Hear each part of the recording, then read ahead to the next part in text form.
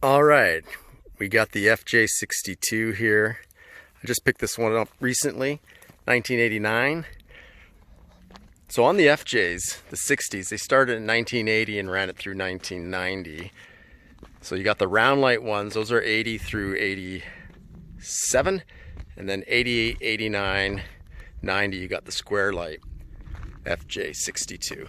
This one's all stock except for a Old Man Emu Manfre lift. It's about a 4-inch lift, and some Mickey Thompson wheels sitting on 35s.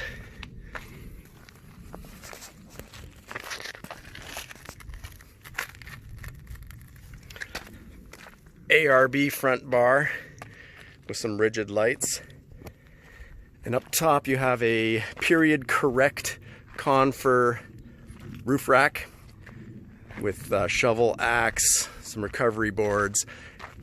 Actually use, if you ever do this on a Manfre and you use a Smitty built mount, you got to do some little bit of Dremel drilling on it. But these are oldie but a goodie.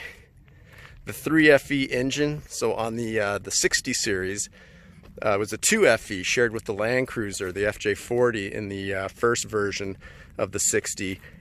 And then in the 62, they moved to the 3FE engine. And the 3FE is fuel injected, it's nice. It boosted the horsepower 20, so the 2FE was 135 horsepower and about 210 torque. This one is 155 horsepower, and I think you got 10 more torque. I think it went up to 220 on the torque. So you're not going anywhere quick, but when you get there, no matter where you go, you're coming back with this bad boy. Now on this truck, and on many of them, the hood and the roof, well, they get that patina. And I actually considered getting this painted and decided no. I decided after talking to some friends, they said, man, you got to keep that patina on the hood. It's part of the look. But the rest, the paint is amazing. So if I did get it painted, it would probably just be the roof and the hood. And those 35s, just so you know, they do clear. The one thing I did do is the front on these trucks, it's a wider stance, right? So I think it's really nice when that tire is flush with the body. In the rear, I did put spacers. I put 1 1/4 inch spacers, so that makes it a little bit more equal to the front. Sticks out just right in my opinion. And I love that chrome bar, the chrome bumper that they have on these trucks. Sweet. Let's check out the interior. Okay, on the interior of these, as you know, there's the common rip that happens right here. But guess what? I got mine fixed. And I called a company in Oregon and they want like $150 a square yard of material. So what I ended up doing is I found someone who was selling a door panel. So I bought a door panel, super cheap, and I used the material off of this to put right here where it tears. And I got this seat fixed, about $150, but now it's nice.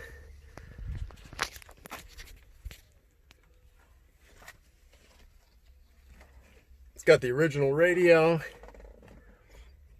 only 160,000 miles on this one for 1989. That's super low. And well, right now fit my full-size large Specialized bike in the back.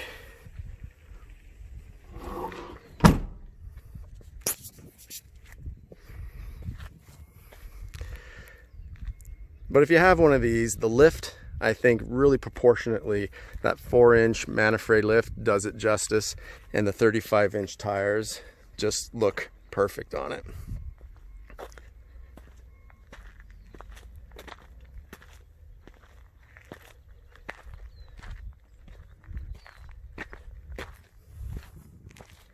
All right. The world of Landcruiser. When I was doing this filming here, Oscar and Urel came by with their new, to them, new FJ80. So they're doing some off-roading, testing it out. So in Holy Gym, a great place to try out your Landcruiser. A lot of people follow Land Cruisers. It's the love of the Land Cruiser. Nice.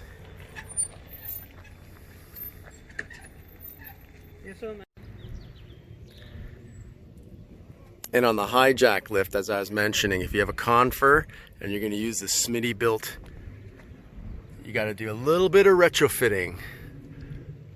Nothing a Dremel tool can't handle.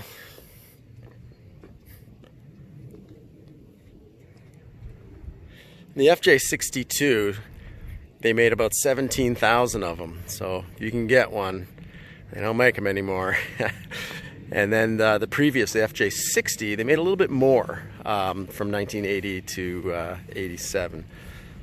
But if you want the fuel injection, no carburetor, you got to go with the FJ62.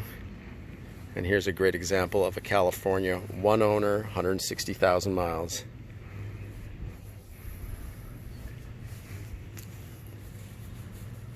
They're a timeless classic.